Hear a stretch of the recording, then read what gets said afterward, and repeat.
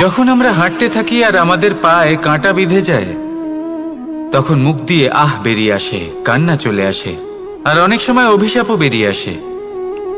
কিন্তু আমরা কি কখনো এটা এইভাবে দেখেছি, এইভাবে ভেবেছি যে আমরা যে পথে চলেছি সেই পথে কাঁটা বিঁধেছে, নাকি আমরা সেই পথ নির্বাচন করেছি যাতে শুধুই কাঁটা রয়েছে? নাকি আমরা এভাবে ভেবে দেখেছি যে এই কাঁটা আমাদের কষ্ট দিতে এসেছে, নাকি এটা আমরাই বিছিয়ে রেখেছিলাম? সাবধান থাকা উচিত ছিল, কারণ কাঁটা বিঁধলে যন্ত্রণা হবে, চিৎকার করে ফেলতে পারি, মুখ থেকে অভিশাপও বেরিয়ে আসতে পারে। কিন্তু এই অভিশাপ শুধুমাত্র আমাদের তরফ থেকে অভিশাপ হয়, সামনের ব্যক্তিটির ওপরও নির্ভর করে। এবার সেই ব্যক্তি যদি এমন হয় যে ফুল আর কাঁটা এই দুই সমানভাবে গ্রহণ করতে পারে, তার কাছে অভিশাপও বরদানে পরিণত হয়। শেষ পর্যন্ত ব্যাপারটা দাঁড়ায় ভাবনা, চিন্তা, দৃষ্টিভঙ্গির ওপর। কারণ আপনার এই ভাবনাই সত্যি হয়ে সামনে আসে। সেই জন্য এই ভাবনা, চিন্তা, মানসিকতাকে গুরুত্ব সহকারে দেখবেন। এই বিবেচনা নিয়ে বিবেচনা করতে শিখুন। আমার কথার অর্থ হলো যে জীবনে যখন এরকম কিছু একটা ঘটবে, তখন ভেবে দেখুন যে এরকম কেন হলো। আপনি কি এমন কোনো কর্ম করেছিলেন যার কর্মফল এটা? এমন কোনো কাজ যা অনুচিত ছিল, অসত্য ছিল, যা অভদ্রতার কারণ ছিল? ভেবে দেখা প্রয়োজন। দেখুন, ইচ্ছে হলো আপনার যে আপনি কি করতে চান, ভাবনা আপনার, সত্য আপনার, জীবন আপনার, সিদ্ধান্ত আপনার। আসুন আর আমার সাথে ভালোবেসে বলুন, রাধা রাধা।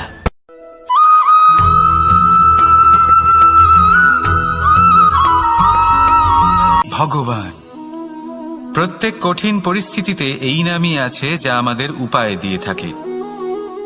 ব্যক্তি যান, ভগবানের পুজো করেন, আরাধনা করেন, ব্রত পালন করেন, মন্দিরে যান, পুজো পাঠ করেন, ভগবানকে জাগিয়ে তোলেন। আর তারপর শুরু হয় সমস্ত প্রশ্ন। হে ভগবান, আমার সাথে এরকম কেন হচ্ছে? কেন আমারই জীবনে এত দুঃখ আছে? আমি কিভাবে এর সম্মুখীন হব? আমাকে কেন এত কষ্ট ভোগ করতে হচ্ছে? হে ভগবান, আমি কি করব? আমাকে সাহায্য করুন, কোনো রাস্তা দেখান।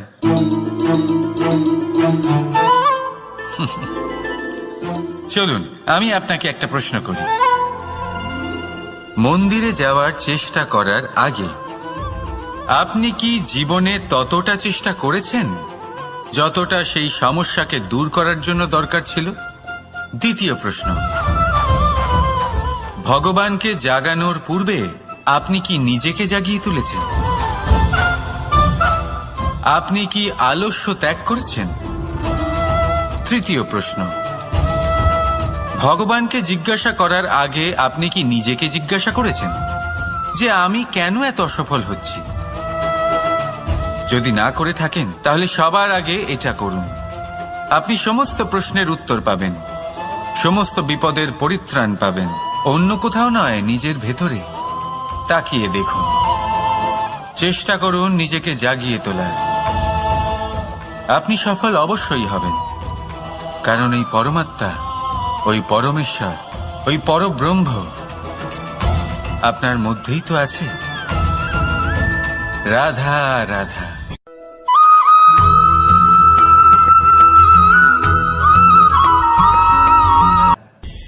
দৃষ্টি আর দৃষ্টিভঙ্গি, এই সমগ্র লীলা হলো এই দুইয়ের। বিচিত্র হতে পারে, কিন্তু এটাই সত্যি। এবার আপনাকে একটা উদাহরণ দিয়ে বোঝাই।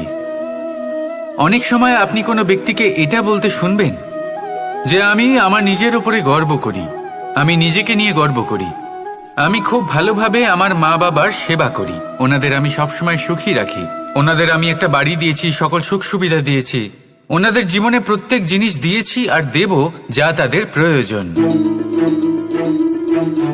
এবার আমাকে বলুন যে আপনি কে হন?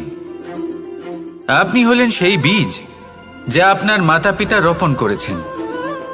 আপনার মা বাবাই আপনাকে এই সংসারে জন্ম দিয়েছেন। এবার এই সব কথার কি তাৎপর্য? এই হলো সেই ব্যক্তির দৃষ্টিভঙ্গি। এবার দেখা যাক এই প্রকৃতি আমাদের কি শেখায়। কখনো কোনো গাছকে দেখবেন, যখন সেই গাছে ফল আসে, সে মালিকে এটা বলে না যে দেখো আমি তোমাকে ফল খেতে দিচ্ছি।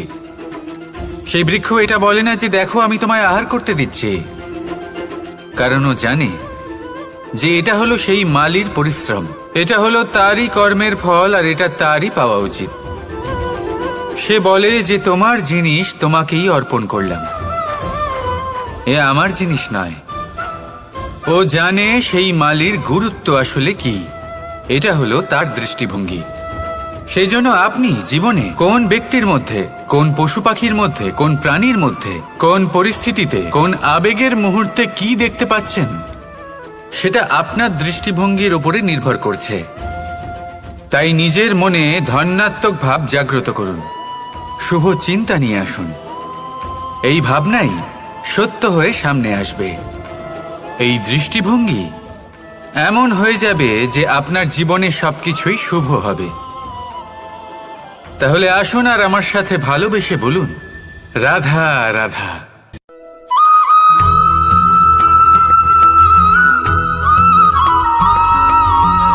নাম। জন্মগ্রহণের পর মানুষের জন্য এই নাম অত্যন্ত গুরুত্বপূর্ণ হয়। মাতা, পিতা, পুরোহিত সকলেই সেই অক্ষর খুঁজতে শুরু করেন যা দিয়ে আপনার নাম শুরু হবে। কিন্তু নাম আর রাশি এক হয়ে গেলেই কি সব কিছু ঠিক হয়ে যায়? কখনোই নয়, কারণ আপনার কর্মই হলো সব থেকে গুরুত্বপূর্ণ, আর কিছুই নয়। দেখুন, এই নিয়তিও আপনার কর্ম অনুযায়ী আপনার ভবিষ্যৎ সুনিশ্চিত করে।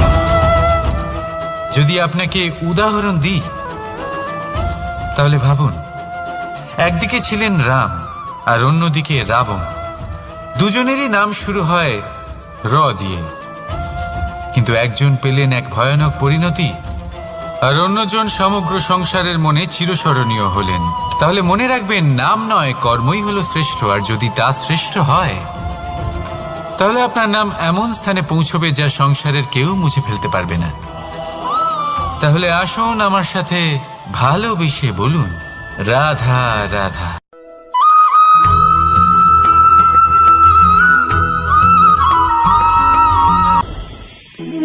সময়। এই সময় আসলে কি? এই সময় একটা সরল রেখা তো কখনোই নয়। সময় হলো একটা চক্র, যেখানে এর আদি সেখানেই হলো এর অন্ত, আর যেখানে তা শেষ হয় সেখান থেকেই তার শুরু হয়। এই সময় একটা অত্যন্ত বিচিত্র চিন্তা, বিচিত্র ভাবনা, এ একটা বিচিত্র বস্তু যা কেউ বুঝতে পারেন না।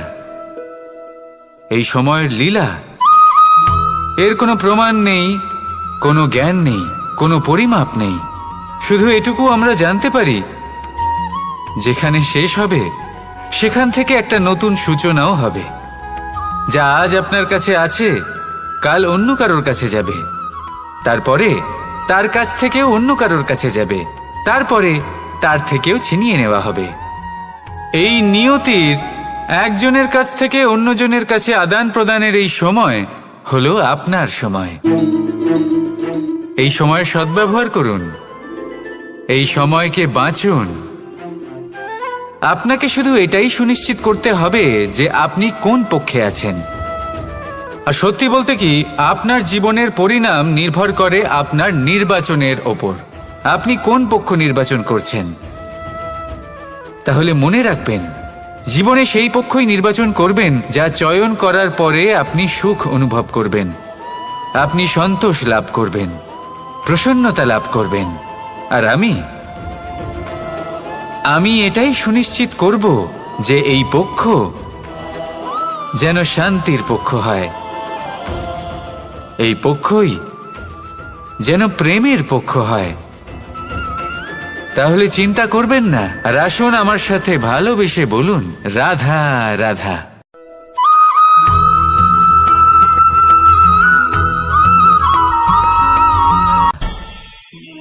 অনেক সময় যখন আমরা কর্ম করি, সাফল্য লাভ করি, কঠিন পরীক্ষায় উত্তীর্ণ হই, বড় কাজ করি, আমাদের মনে হয় এই সংসার আমাদের একটু প্রশংসা করুক, ভালো লাগে।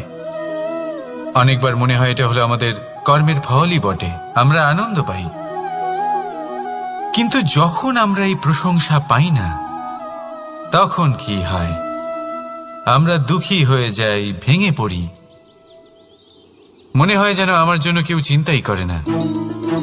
এমন মনে হয় যেন আমাদের আনন্দে অন্য কেউ আনন্দই পায় না। অনেক রকম ভাবনা আসে।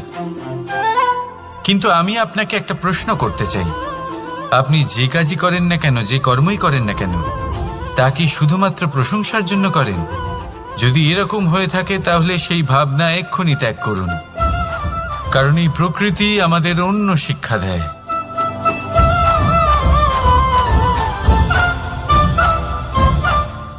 এই ফুলকে দেখুন, এই যে ফুলের সুবাস, যা আমার মনকে উচ্ছ্বসিত করে তোলে, মনে শক্তির সঞ্চার করে, এই সুগন্ধ। কিন্তু ভেবে দেখুন, ফুলের কিন্তু এই কাজ করার জন্য কোনো প্রশংসারই প্রয়োজন হয় না। এটাই হলো প্রকৃতির শিক্ষা। যিনি সৎ হন, সৎকর্ম করেন, তার কোনো প্রশংসার প্রয়োজন হয় না, কারণ ওনার কর্মই হলো ওনার সুবাস। মনে রাখবেন, আতর নকল ফুলে দেওয়া হয়, প্রকৃত ফুলের তার কোনো প্রয়োজন হয় না। সেইভাবেই আপনিও কর্ম করতে থাকুন শুভ চিন্তা নিয়ে। এই মনকে সব সময় শান্ত রাখুন, স্বচ্ছ রাখুন। যদি এরকম করেন তাহলে আপনার কর্ম এমন সুবাস ছড়াবে যে আপনার জীবনে শুধু এবং শুধুমাত্র আনন্দই থাকবে। তাহলে এই আনন্দ সহকারে বলুন, রাধা রাধা।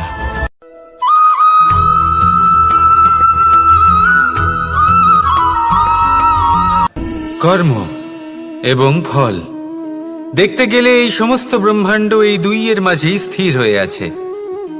মানুষজন কর্ম করেন ভালো ফল লাভের আশায়, আর ভালো ফল লাভের আশায় উনি এটাই ভুলে যান যে উনি যে কর্ম করছেন তা কি করছেন। আমি বলেছিলাম কর্ম করুন ফলের চিন্তা না করে, কিন্তু কি কর্ম করছেন সেই বিষয়ে ভাবাটাও অত্যন্ত আবশ্যক। নয়তো অনেক সময় আমরা এমন কর্ম করে ফেলি যা না চাইতেও বিষে পরিণত হয়, যা হয়েছে দুঃশাসনের সাথে, দুর্যোধনের সাথে, গুরু দ্রোণের সাথে। একজনের মানসিকতা উচিত ছিল না, একজনের বিবেক উচিত ছিল না, আরেকজন যে পক্ষ নির্বাচন করেছিলেন সেই পক্ষ উচিত ছিল না। আর যা কিছু ওনাদের সাথে হলো, আপনার আমাদের সকলের সাথে তা হতে পারে। আমি বলেছিলাম কর্ম করুন, ফলের চিন্তা করবেন না, কিন্তু এই কর্মের বিষয়ে বিচার করে দেখাটাও ততটাই আবশ্যক। দেখুন, কর্ম করার উচিত প্রক্রিয়া ফলের চিন্তা না করা, কিন্তু যদি আপনার কর্ম শুভ হয় তাহলে তার ফলও নিয়তি আপনাকেই দেবে। সর্বদা কর্ম করার সময় এটা ভাবুন যে আপনার এই কর্ম এই সংসারকে, এই সমাজকে, আপনার পরিবারকে, আপনার আশেপাশের মানুষজনকে কোন দিশায় নিয়ে যাবে। যদি এটা সবার জন্য মঙ্গলময় হয় তাহলে কর্ম করতে থাকুন। আর হ্যাঁ, নিশ্চিত রূপে ফলের চিন্তা করবেন না। আসুন আমার সাথে ভালোবেসে বলুন, রাধা রাধা।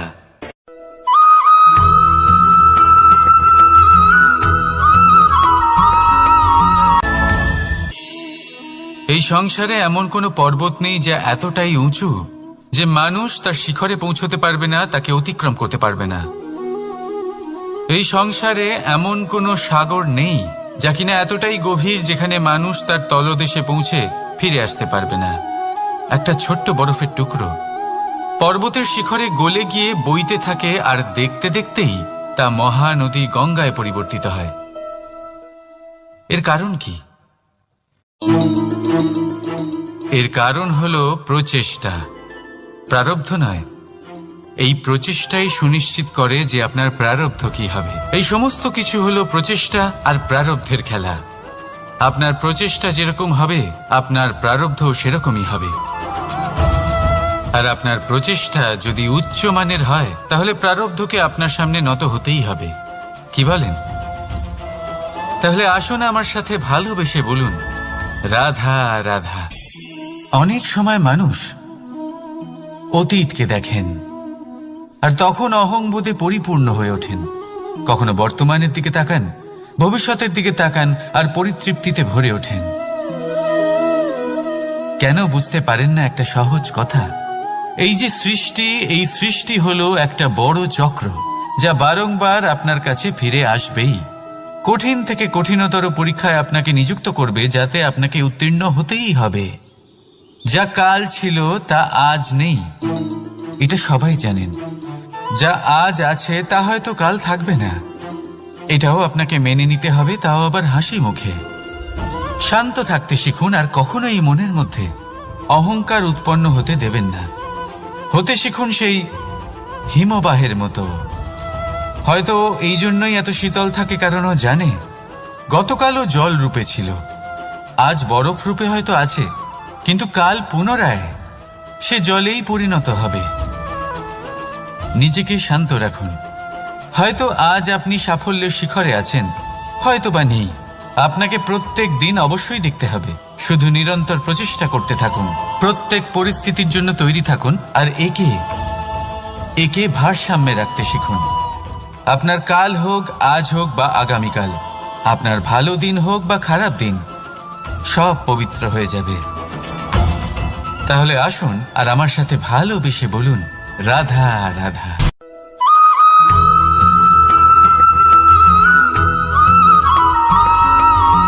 প্রতিশোধ অথবা কাউকে দুঃখ দেওয়ার ভাবনা, যদি এটা আপনার মনে থাকে, তাহলে আপনি নিজের মনেই যন্ত্রণার একটা বিশাল বৃক্ষ রোপণ করছেন, এটা মনে রাখবেন। কারণ কাউকে দুঃখ দেবার এই ভাবনা, এটা হলো সেই বীজ যা আপনার মনেই পতিত হবে, আপনার মনেই অঙ্কুরিত হবে, আর আপনার মনেই একটা বিশাল বৃক্ষরূপে বেড়ে উঠবে। জীবন আপনার, কর্ম আপনার, কাউকে দুঃখ দেবার ভাবনা আপনার ছিল, এই বৃক্ষ হলো আপনার, তাই এর ফলও আপনিই পাবেন, যা গ্রহণও আপনাকেই করতে হবে। মনে রাখবেন, যে মানুষ এটা ভাবে যে আমি ওকে দুঃখ দেব, ওকে কষ্ট দিতে চাই আমি, সেই মানুষই দুঃখ আর কষ্ট পেয়ে থাকে। যদি সেই জায়গায় আপনি এটা ভাবেন যে আমি কাউকে সুখী করে তুলতে চাই, কাউকে সুখ প্রদান করতে চাই, তাহলে তারও বীজ আপনার মনেই রোপণ হবে, বৃক্ষে পরিণত হবে, যার ফলও আপনিই পাবেন। এখানে বিষয়টা হলো শুধু মানসিকতার চিন্তা, যা সত্য হয়ে আপনার সামনে আসে। তাহলে এই মানসিকতা শুভ করুন, সবার জন্য মঙ্গল কামনা করুন। অন্যের মনে আপনার জন্য ভালো চিন্তা থাকুক বা না থাকুক, আপনি সবার জন্য শুভ চিন্তা করে কর্ম করতে থাকুন, তাহলে আপনার সাথেও ভালোই হবে। তাহলে আসুন আর আমার সাথে ভালোবেসে বলুন, রাধা রাধা।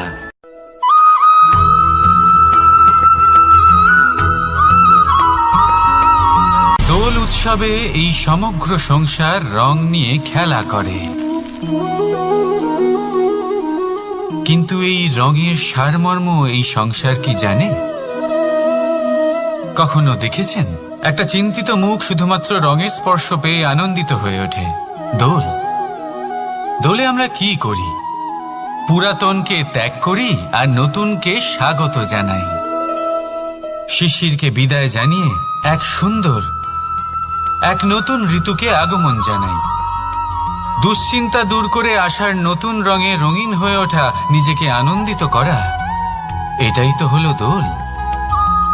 এবার দোলের একটা ব্যাপার আছে, দুটো রঙে একসাথে রঙিন হওয়া যায় না। একটা রং উঠলে তবেই আরেকটা রং লাগা সম্ভব। আরো একটা প্রশ্নও রয়েছে, কোন রংকে তুলে দিয়ে কোন রং মাখানো যেতে পারে? যদি আপনাকে উদাহরণ দিই, লোভের এই রং, তা যতক্ষণ লেগে থাকবে আনন্দের রং লাগতে পারবে না, যা হয়েছিল দ্বারকাবাসী এবং সামন্তক মণির মধ্যে। ভ্রান্তির রং যতক্ষণ লেগে থাকবে সত্যের রং লাগতে পারবে না, যা হয়েছে রুক্মিণীর সাথে। আর হিংসার এই রং যতক্ষণ লেগে থাকবে প্রেমের রং ততক্ষণ লাগতেই পারবে না, যা হয় আপনার আমার সবার সাথে। তাহলে আসুন একসাথে মিলে দোল পালন করি এবং সবকিছুর উপরে বিজয় লাভ করি। অন্ধকারের স্থানে আলোর, ভ্রান্তির স্থানে সত্যের, হিংসার স্থানে প্রেমের, আর লোভের স্থানে আনন্দের এই সুন্দর রং মাখাই।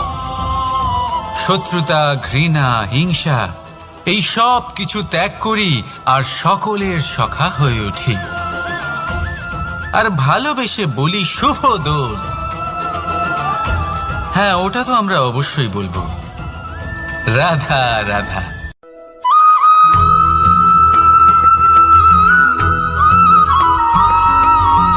কখনো কখনো মানুষ মনে করেন যে সে নিজেই সব থেকে বেশি শক্তিশালী, তিনি হলেন জ্ঞানী। দেখুন, এটা ভালো ব্যাপার যে আপনার মধ্যে শক্তি আছে, জ্ঞান আছে, আর এটা শুধু আপনার জন্য নয়, এই সমস্ত সমাজের জন্য, দেশের জন্য, সমগ্র পৃথিবীর জন্য অত্যন্ত আবশ্যক। কিন্তু এই কথাটাও বোঝা অত্যন্ত আবশ্যক যে এই জ্ঞান যেন কখনো অহংকার না হয়ে ওঠে। যখন মানুষের মধ্যে জ্ঞান থাকে তখন সে রাম হয়ে ওঠে। রাম, যিনি সমুদ্রের বুকে সেতু বানিয়েছিলেন, বানর সেনার দ্বারা রাক্ষস রাজকে পরাজিত করেছিলেন, আর চিরকালের জন্য সবার কাছে আদর্শ হয়ে উঠেছিলেন। আর যদি মানুষের মনে অহংকার জন্মায় তাহলে সে রাবণ হয়ে ওঠে। দেশে বিদেশে যতই খ্যাতি থাকুক না কেন, সে রাক্ষস হয়ে ওঠে, নিজের সাথে সাথে সমস্ত কুলের বিনাশ করে বসে। এবার জ্ঞান নাকি অহংকার, আপনার কি চাই সেই সিদ্ধান্ত আপনার, আর আপনার এই সিদ্ধান্তই নিশ্চিত করবে যে আপনার কর্ম কি হবে, আর আপনার এই কর্মই নিশ্চিত করে দেবে আপনার প্রারব্ধ কি হবে। তাহলে শুভ কর্ম করুন আর আমার সাথে ভালোবেসে বলুন, রাধা রাধা।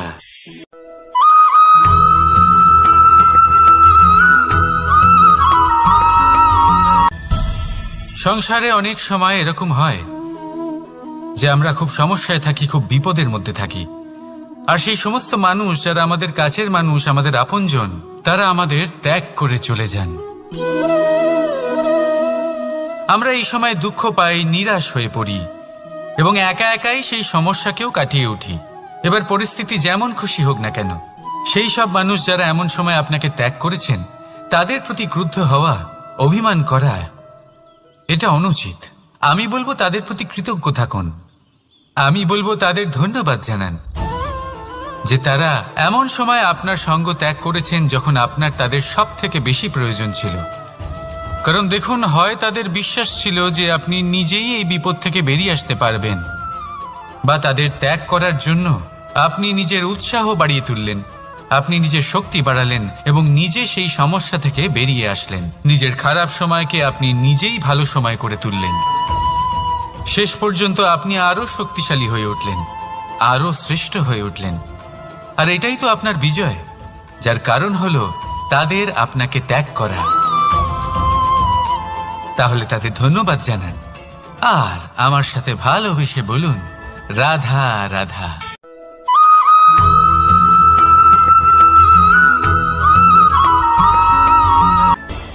সুখ আর অভিজ্ঞতা, এই দুই জীবনে একসাথে কখনোই আসে না। মনে রাখবেন, যেখানে সুখ থাকে সেখানে অভিজ্ঞতা থাকে না। আর যখন এই সুখ আমাদের জীবন থেকে দূরে চলে যায়, তখন আমাদের জীবনে আসে এই অভিজ্ঞতা। পরমাত্মা, প্রকৃতি, নিয়তি এই অভিজ্ঞতাকে আমাদের জীবনে পাঠান যাতে আমরা একটা অত্যন্ত গুরুত্বপূর্ণ শিক্ষা, একটা জ্ঞান প্রাপ্ত করতে পারি। এই অভিজ্ঞতা আমাদের শেখায় যে অতীতে এমন কি হয়েছিল যা আমাদের করা উচিত হয়নি। আমাদের শেখায় ভবিষ্যতে এমন কি আছে যা আমাদের করা উচিত আর কি করা উচিত নয়। দেখতে গেলে এই অভিজ্ঞতা আমাদের সেই শিক্ষা দেয় যার জন্য আমরা সুখের দিকে উচিতভাবে অগ্রসর হতে পারি।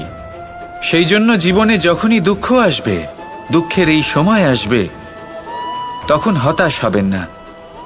বোঝার চেষ্টা করুন এই পরিস্থিতি কেন এসেছে, কি শিক্ষা দিতে এসেছে।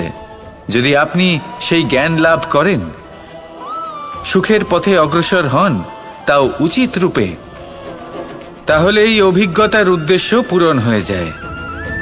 তাহলে আসুন আর আমার সাথে ভালোবেসে বলুন, রাধা রাধা।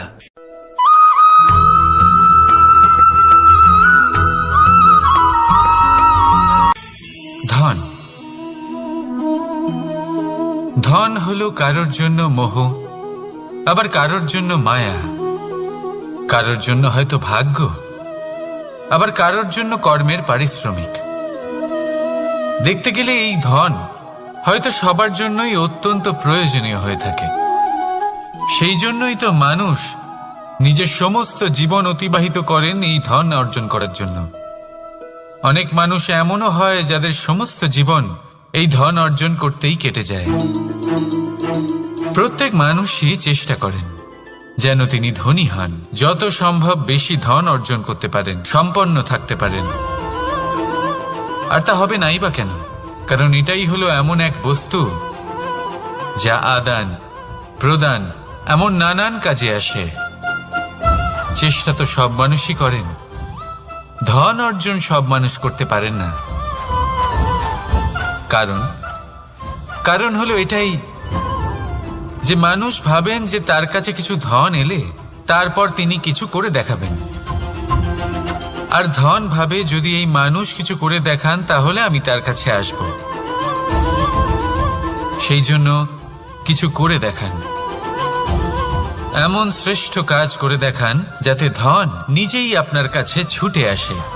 যদি আপনি ধন লাভের আশায় ছোটেন তাহলে আপনি নিজের সন্তোষ ভাব হারিয়ে ফেলবেন, কিন্তু এই সম্পত্তি যদি আপনার কাছে ছুটে আসে তাহলে আপনাকে মহান বলা হবে। সেই জন্য কাজ করুন, শ্রেষ্ঠ কাজ করে দেখান, দেখবেন এই ধন ফলস্বরূপ আপনার কাছে আসবেই আসবে। তাহলে আসুন আমার সাথে ভালোবেসে বলুন, রাধা রাধা।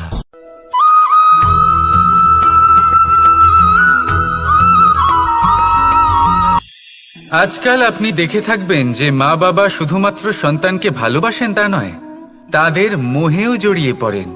বিদ্যালয়ে যখন পাঠান তখন সমস্ত সুযোগ সুবিধা দিয়েই পাঠান। চেষ্টা করেন যে সবসময় যেন সন্তান তাদের চোখের সামনেই থাকে, কিন্তু ভুলে যান এক অত্যন্ত গুরুত্বপূর্ণ কথা, যে সন্তানকে এক নতুন দৃষ্টিভঙ্গি দেওয়াই হলো ওনাদের কর্তব্য। সেই জন্য পুরাতনকালে শিষ্যদের গুরুকুলে পাঠানো হতো, বাড়ির থেকে দূরে।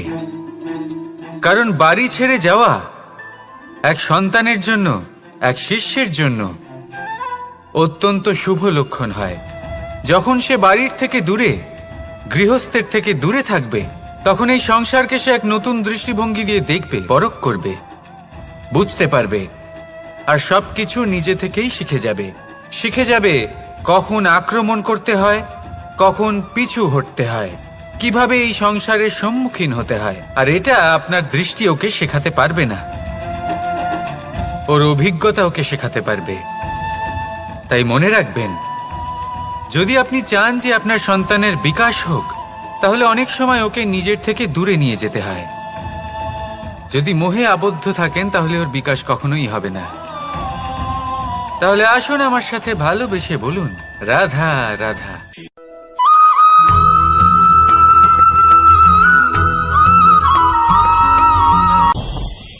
আমাদের মনে সবসময় একটা প্রশ্ন এসেই থাকে, এই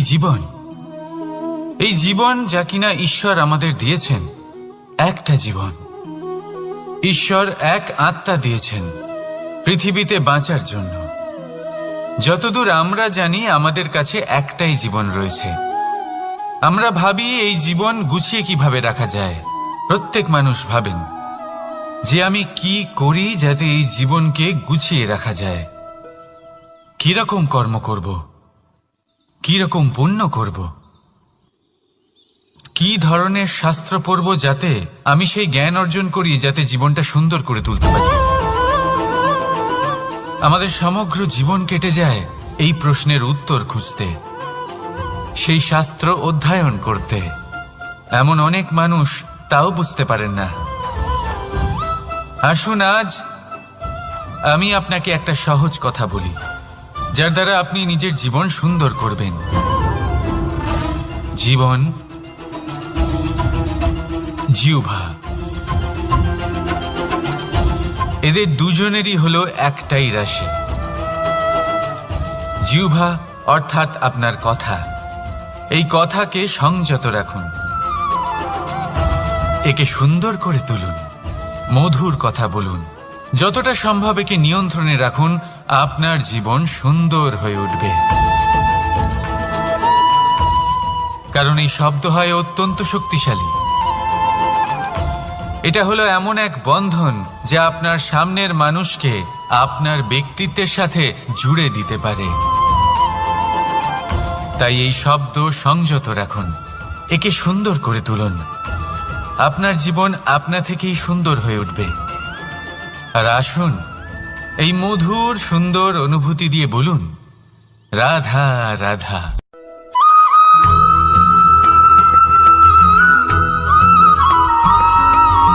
সমস্যা, কঠিন সময়, সংকট, বিপদ কার জীবনে নেই?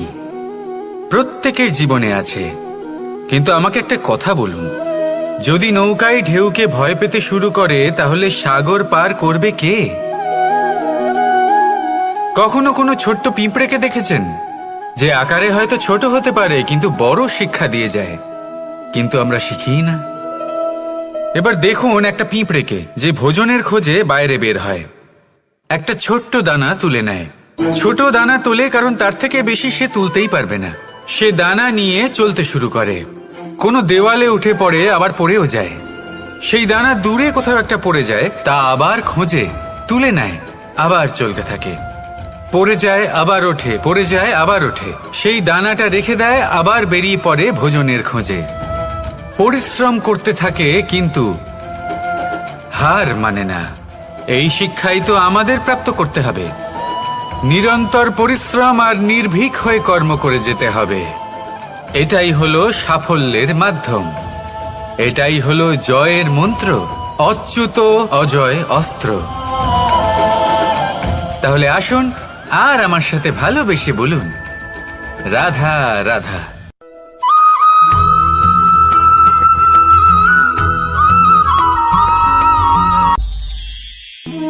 জীবন, এই জীবন আসলে কি?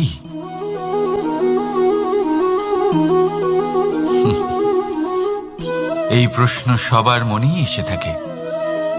সবার মন এই প্রশ্নের জন্যই চিন্তিত থাকে। এই জীবন আসলে কি? এর উদ্দেশ্য আসলে কি? কি করা যেতে পারে এই জীবনে? এই জীবন কি কিছু পাওয়ার, নাকি এই জীবন কিছু হারাবার? এই জীবন কি আসলে সেটাই যেখানে আমাদের পরমাত্মার খোঁজ করা উচিত, নাকি আমাদের ধাবিত করা উচিত নিজেদের স্বপ্নের লক্ষ্যে? এই জীবন আসলে কি? এই জীবন আসলে অত্যন্ত সরল। এ হলো শান্ত জলের মতো, একটা আয়নার মতো এই জীবন। এই জীবন আসলে ঠিক যেন এক আয়নার মতো। আয়না কি করে? আপনাকে সেটাই দেখায় যা আপনি করে থাকেন। আপনি হাসি মুখে আয়নার দিকে তাকান, আয়না আপনাকে আপনারই মুখ দেখাবে, সেই হাসি সমেত। আপনি রেগে গিয়ে আয়নার দিকে তাকান, আয়না আপনাকে সেটাই দেখাবে। আপনি প্রসন্নভাবে হেসে আয়নার দিকে তাকালে আয়না আপনাকে সেটাই দেখাবে। এটাই হলো জীবন, একটা আয়নার মতো। আপনি এটা ভাববেন না যে এই জীবন আপনাকে কি দিয়েছে, বরং এটা ভেবে দেখুন যে আপনি এই জীবনকে কি প্রদান করেছেন। যদি আপনি এই জীবনকে সুখ প্রদান করেন, আনন্দ দিতে পারেন, ভালোবাসা দিতে পারেন, তাহলে এই জীবনও আপনাকে সুখ, আনন্দ আর ভালোবাসাই দেবে। তাহলে আসুন এই সুখ, আনন্দ আর ভালোবাসা দিয়ে বলুন, রাধা রাধা।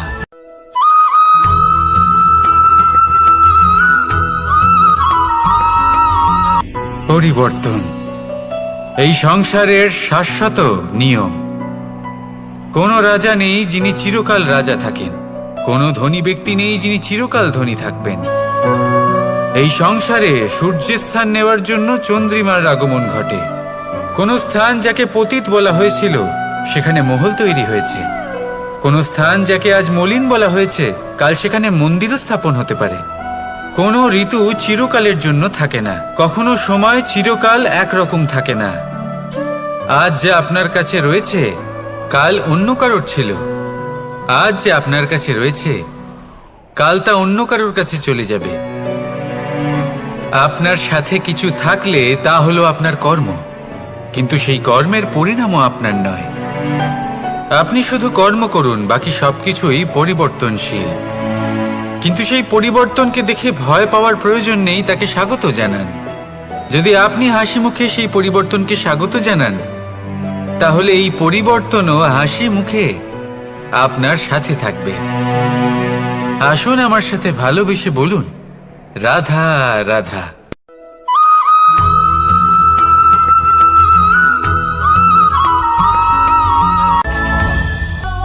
ধরিত্রীর বুকে গজিয়ে ওঠা এই দুব্ব ঘাস দেখেছেন? দুব্ব ঘাস, যা আমাদের পাকে শীতল রাখে। এতে যদি বসেন তাহলে মনে হবে নরম কোথাও বসে আছেন।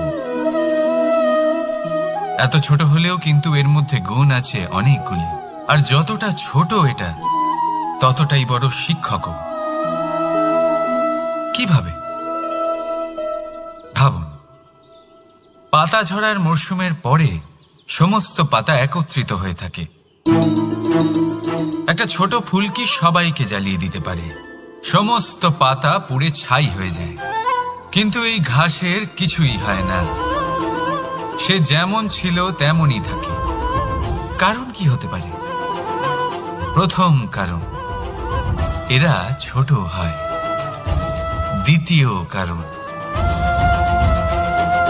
এরা বিনম্র হয়, বড়ই সহজে দমে যায় এরা। তৃতীয় কারণ, এদের মধ্যে নমনীয়তা থাকে। আপনিও নিজেকে এরকমই বানিয়ে ফেলুন। কখনো নিজেই নিজেকে কারোর থেকে বড় মনে করবেন না। নিজের এই মনকে বিনম্র রাখুন। এবং সব থেকে বড় কথা, নিজের এই মনে সহানুভূতি, প্রেম আর বিশ্বাসের নমনীয়তা বজায় রাখবেন। যদি এরকম করতে পারেন তাহলে জীবন সবসময় সুখে কাটবে। রাধা রাধা।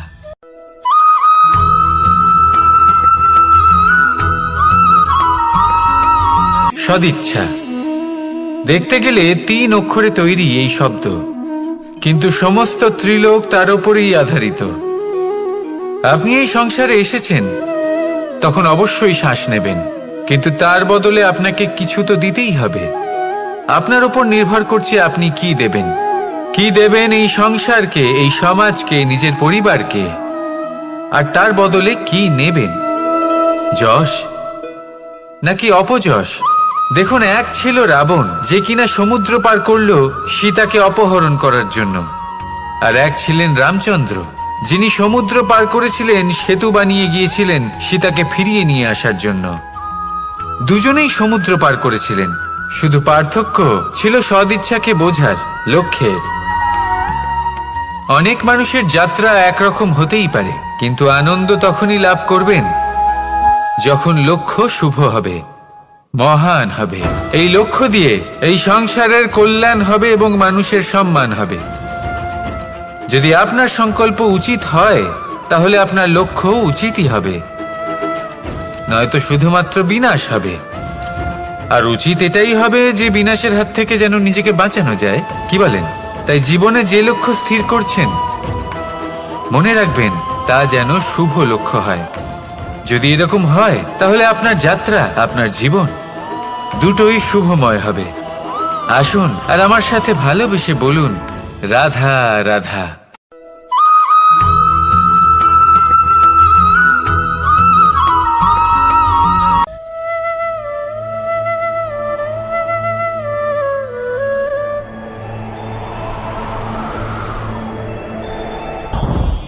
লোভ আপনার অন্তরের আরো একটা শত্রু।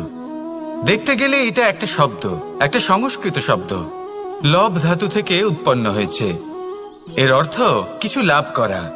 কিছু লাভ করা অনুচিত নয়, আরো কিছু লাভ করাও অনুচিত নয়, কিন্তু সব থেকে বেশি আমিই লাভ করব, আমি আরো চাই, আরো বেশি চাই, আরো বেশি পেতে চাই, এটাই হলো লোভ। আর এই লোভ যখন গ্রাস করে তখন আপনি যা পেতে চান, সে ধনই হোক বা মানই হোক, তা অর্জন করার জন্য মানুষ যে কোনো স্তরে পৌঁছে যেতে পারে। যদি মানুষ ধন অর্জন করতে চান তাহলে তার জন্য তারা অধর্মের পথেও চলতে পারেন। যদি সম্মান অর্জন করতে চান তাহলে অন্য মানুষকে ছোটও করতে পারেন। শেষ পর্যন্ত আপনার এটা মনে হতে পারে যে যদি একটু অল্পই প্রাপ্ত করতাম কিন্তু ভালোবেসে প্রাপ্ত করতাম, এই জীবন আরো অনেক বেশি সুখী হতো। লোভ আপনার জীবনে, আপনার মনে কখন যে প্রবেশ করবে সেটা আপনি জানতেও পারবেন না। তাই এটা চিনতে শিখুন আর তৎক্ষণাৎ জীবন থেকে বাইরে ফেলে দিন। যা কিছু লাভ করতে চান তা ভালোবেসে লাভ করুন, আর সেই ভালোবাসার সাথেই বলুন রাধা রাধা।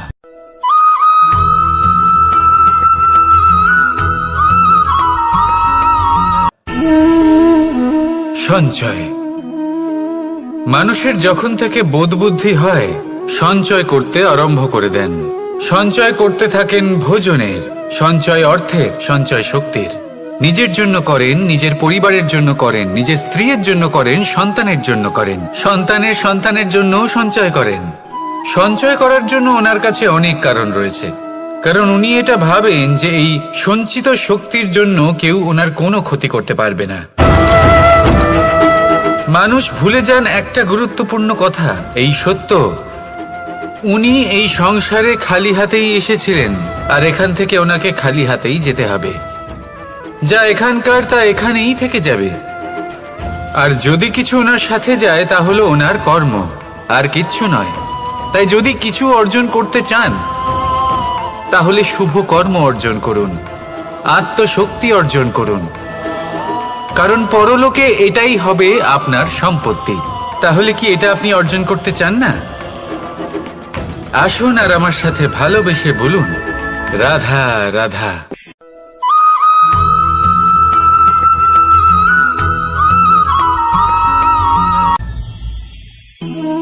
জীবনে ক্ষমা চাওয়া তাও কিছুটা সহজ, ক্ষমা করতে পারা অত্যন্ত কঠিন।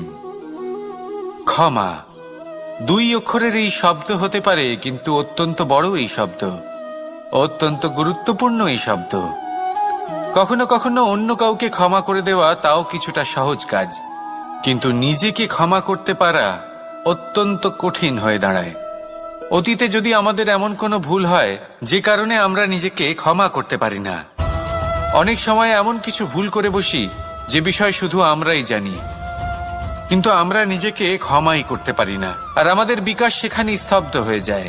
কারণ যদি আপনি ক্ষমা করতে না শেখেন, নিজেকে ক্ষমা যদি না করতে পারেন, তাহলে তা আপনার জীবনের সবথেকে বড় বাধা হয়ে দাঁড়াবে। সেই জন্য জীবনে অবশ্যই শিখুন যে কিভাবে নিজেকে ক্ষমা করতে হয়, আর শিখুন যে আগের করা ভুল আবার কি করে না করা যেতে পারে। এই মন হালকা হবে আর প্রসন্ন হয়ে বলবে রাধা রাধা।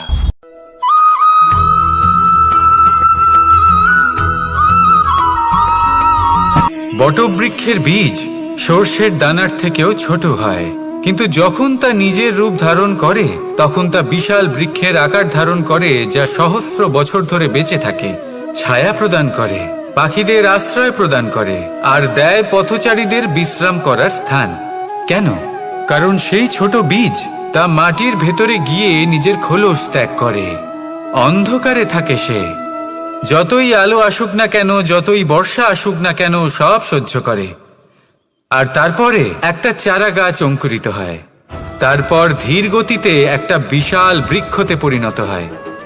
দেখুন, জীবনে কঠিন সময় আসে, এই জন্য নয় যে আপনি হার মেনে নেবেন, এই জন্য আসে যাতে আপনি ভবিষ্যৎ নির্মাণের জন্য নিজেকে তৈরি করতে পারেন।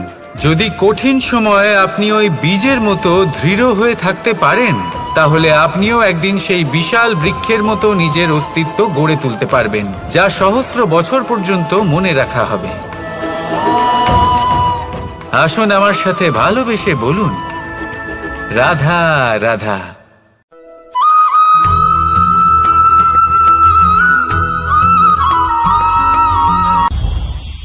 এই সংসারে যখনই কোনো সমস্যা আসে তখন আমরা আমাদের সব থেকে বড় সম্বলের কাছে আশ্রয় খুঁজি, তা হলো আমাদের বিশ্বাস। এবার প্রশ্ন হলো এটাই যে এই বিশ্বাস কার উপর করা যেতে পারে? পরিবারের ওপর, বন্ধুর ওপর, নাকি তাদের ওপর বিশ্বাস করা উচিত যাদেরকে আমরা কখনো সঙ্গ দিয়েছি? দেখুন, এই সংসারে বিপদের সম্মুখীন হলে কে আপনাকে সাহায্য করবে সেটা নির্বাচন করা আপনার হাতে নেই। সেটা সেই সকল ব্যক্তির উপর নির্ভরশীল যে তারা আপনাকে সাহায্য করবে নাকি করবে না। অর্থাৎ যখনই কোনো বিপদ আসে, সর্বপ্রথম তার সম্মুখীন আমাদের নিজেকেই হতে হয়, আর তার জন্য প্রস্তুত থাকা প্রয়োজনীয়। সেই শক্তি, সেই সাহস অর্জন করা প্রয়োজনীয়। দেখুন, যখনই অন্ধকার আসে তখন সবার আগে কে আপনাকে ত্যাগ করে চলে যায়? আপনার নিজেরই ছায়া। এই অন্ধকারের সম্মুখীন হতে হয় অন্তরের প্রদীপের দ্বারা, অন্তরের আত্মা দ্বারা। তবেই আপনি অন্ধকারের ওপর জয়লাভ করতে পারবেন। সেই জন্য যে বিপদই আসুক না কেন, নিজেকে তার জন্য প্রস্তুত রাখা উচিত। সেই সাহস নিয়ে আসুন। এমন কোনো বিপদ নেই যা আপনাকে ভেঙে দিতে পারে। আসুন আমার সাথে ভালোবেসে বলুন, রাধা রাধা।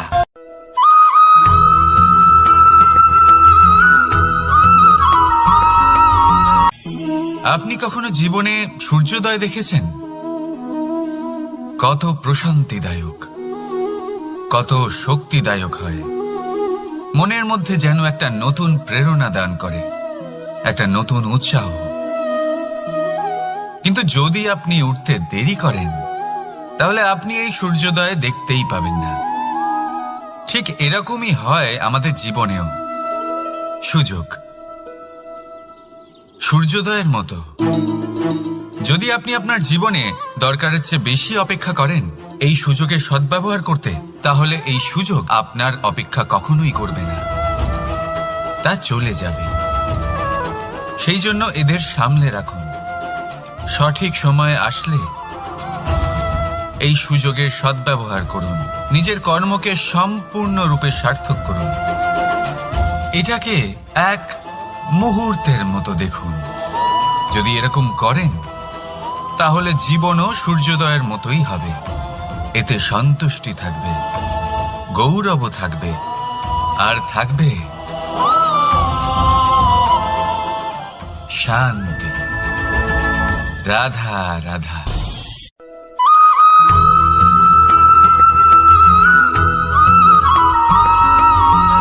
মানুষ সবসময় চায় যে তার জীবনে যেন কখনো কোনো সমস্যাই না আসে। সে চায় তার জীবন যেন শুধুমাত্র শান্তি এবং সুখের দ্বারা পূর্ণ থাকে। কিন্তু এই চাহিদা অনুচিত কিছু নয়। আমরা সবাই এটাই চাই যে জীবনে সুখ থাক, শান্তি থাক। কিন্তু এই কথা সবসময় মনে রাখবেন, যে সূর্য উদিত হন সংসারকে প্রকাশমান করেন, দুপুরবেলায় সংসারকে রৌদ্র প্রদান করেন, সন্ধেবেলায় তাকেও অস্ত যেতে হয়। এবার আমাদের জীবন চক্র কিছুটা এরকমই। কোনো কিছুই চিরকাল একরকম থাকে না। কখনো এই নদীকে দেখুন, যা বয়ে চলেছে। এই নদী যা বয়ে চলেছে তার পথেও অনেক বিপদ আসে। বড় বড় পাথরের সম্মুখীন হয়ে তাকেও সামনে এগিয়ে যেতে হয়। একটি পুকুর যা চারদিক থেকে ঘেরা, তার জীবনে কিন্তু কোনো সমস্যা নেই। কিন্তু এই সংসারে পুকুরের পুজো করা হয় না, পুজো করা হয় নদীকে। মনে রাখবেন, সমস্যার ঊর্ধ্বে তিনি উঠতে পারেন যিনি সমাধি লাভ করেছেন, যিনি এই সংসারেই নেই। যিনি এই সংসারে আছেন এবং জীবিত আছেন, তার জীবনের সমস্যা হলো শ্বাসবায়ুর মতোই গুরুত্বপূর্ণ। আসুন আমার সাথে ভালোবেসে বলুন, রাধা রাধা।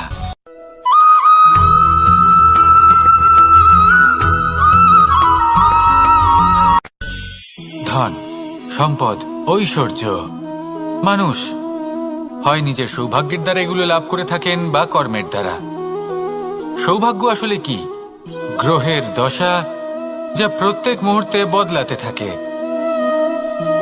কর্মের মাধ্যমে যখন আপনি ধন অর্জন করেন, তখন সেই ধন আপনার আগামী প্রজন্ম লাভ করে।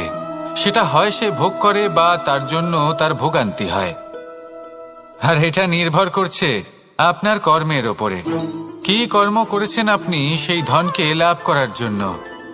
যদি আপনি সৎ পথে চলেন, নিষ্ঠা ভরে আপনি কর্ম করে থাকেন এবং তার ফলে আপনি ধন অর্জন করে থাকেন, তাহলে আপনার আগামী প্রজন্ম সেটা ভোগ করবে, সেটা প্রয়োগ করবে নিজের বিকাশের জন্য। কিন্তু যদি আপনি কুকর্ম করে থাকেন, কোনো রকম ছলনা করে থাকেন এই ধন লাভ করার জন্য, তাহলে 100% আপনার আগামী প্রজন্মকে এর জন্য ভুগতেই হবে। তাহলে আপনি কি চাইবেন, যে আপনার আগামী প্রজন্ম সুখ ভোগ করবে নাকি আপনার কুকর্মের পরিণাম ভোগ করবে? নির্বাচন আপনারই। আসুন আমার সাথে ভালোবেসে বলুন, রাধা রাধা।